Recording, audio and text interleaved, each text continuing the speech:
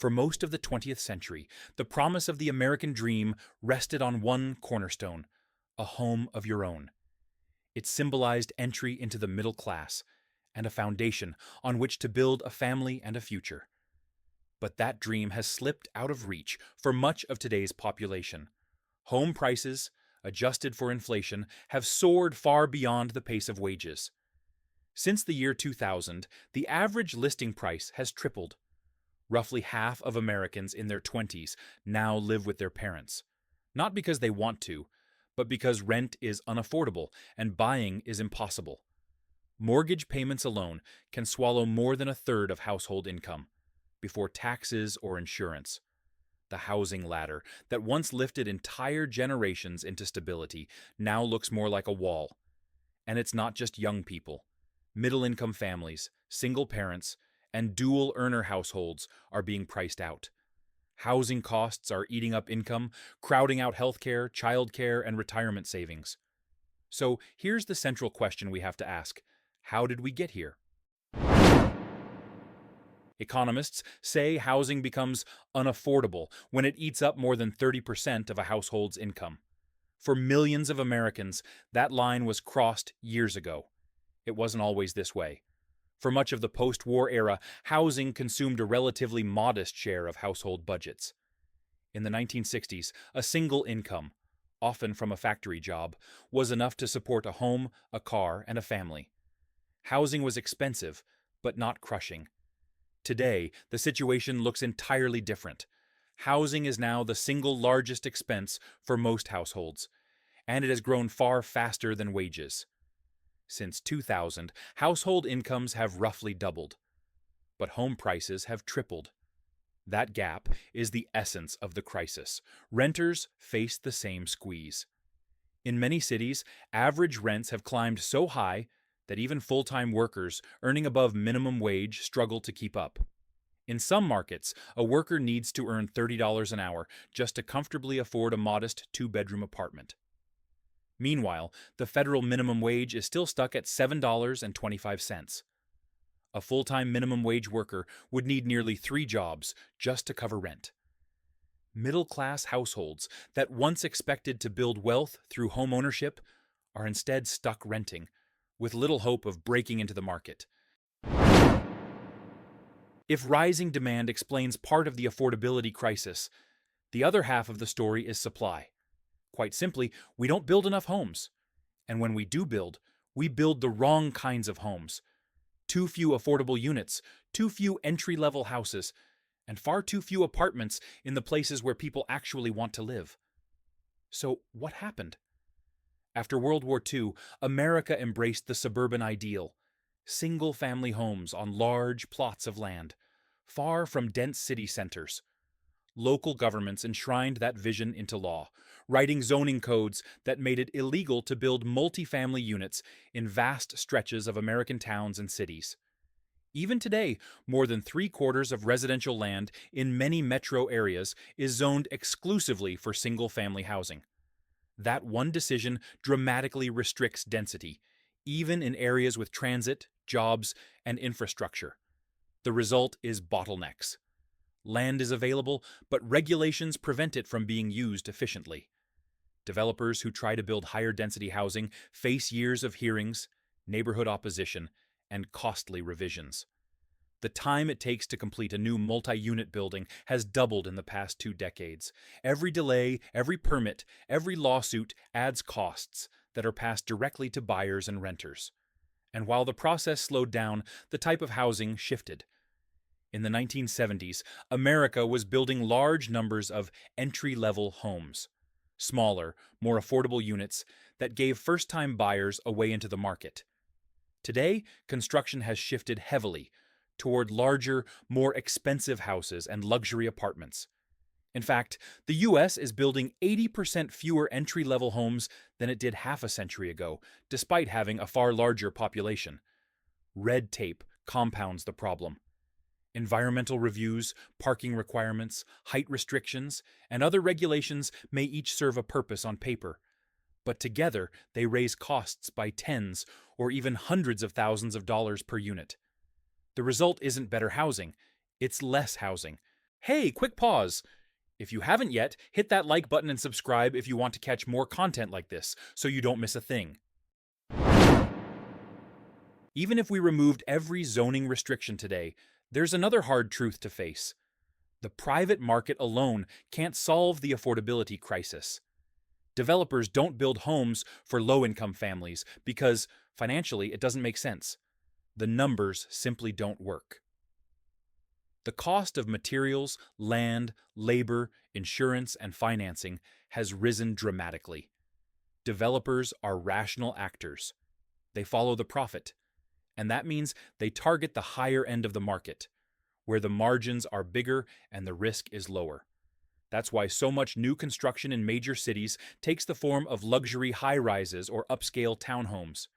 Critics see them as symbols of inequality, but from a developer's perspective, they're the only projects that pencil out.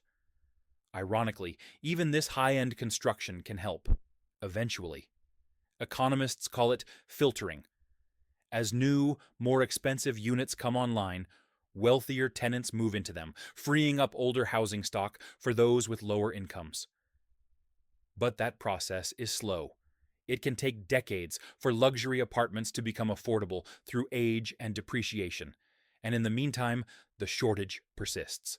Nowhere are the limits of market incentives clearer than in New York City. For years, rent control policies were designed to protect tenants from soaring costs.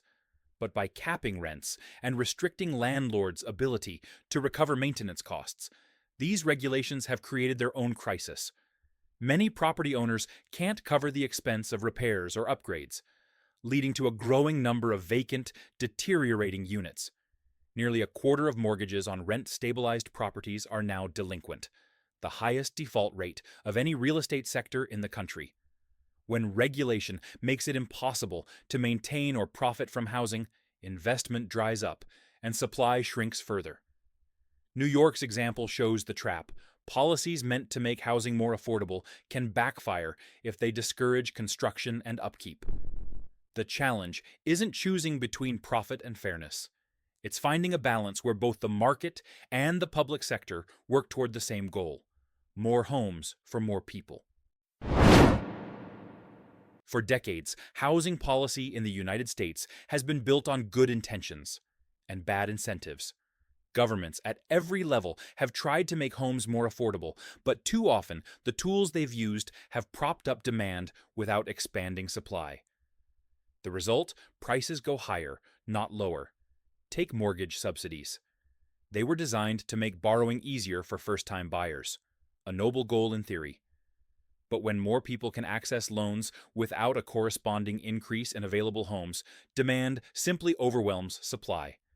Cheap credit fuels bidding wars, driving prices further out of reach. Subsidies meant to make buying easier have instead made homes more expensive for everyone else. Then there's rent control, the perennial political promise. On paper, it sounds simple. Freeze rents, protect tenants, stop displacement. But when caps are set too tightly, landlords withdraw properties from the market or let them deteriorate, while developers steer clear of building new rental housing altogether. The result is a market that freezes. Not just rents, but the pool of available units. Meanwhile, federal housing assistance, programs that directly help low-income families pay rent, has failed to keep up with need. Only about 1 in 4 eligible households receives any form of aid. For millions of renters, that means waiting lists that stretch for years, a lottery-like system where most never get picked. Politicians often talk about housing, but their solutions tend to focus on the visible short-term fixes, subsidies, grants, tax breaks, rather than the deeper structural problem: too few homes. Expanding supply takes time and political courage. But cutting red tape, reforming zoning, and investing in infrastructure rarely make for catchy campaign slogans. The foundation of any solution has to be supply. We need to build more housing, of every kind, in every city, and at every price point. And that begins with unlocking the laws that prevent it. First, zoning reform. Upzoning. allowing multifamily buildings, duplexes, and small apartment complexes in residential neighborhoods, could unleash millions of new units without touching a single new acre of land. Second, cut the red tape that slows construction. Streamlined permitting, standardized building codes, and faster review times could save developers months and shave tens of thousands of dollars off each unit. Reform doesn't mean abandoning oversight. It means recognizing that endless delay is itself a form of exclusion. Third, rebuild the middle of the market. For decades, incentives have skewed toward luxury projects and mega developments, leaving a gaping hole where entry-level homes once existed. Governments can change that by offering tax credits, low-interest loans, or land grants for builders who commit to affordable price points. Finally, creative ideas can help bridge the shortfall. Office-to-residential conversions, for example, could transform empty downtown towers into livable urban housing. In many cities, unused commercial space could become tens of thousands of apartments. The path forward isn't mysterious, it's just difficult. The challenge is political will, not technical know-how.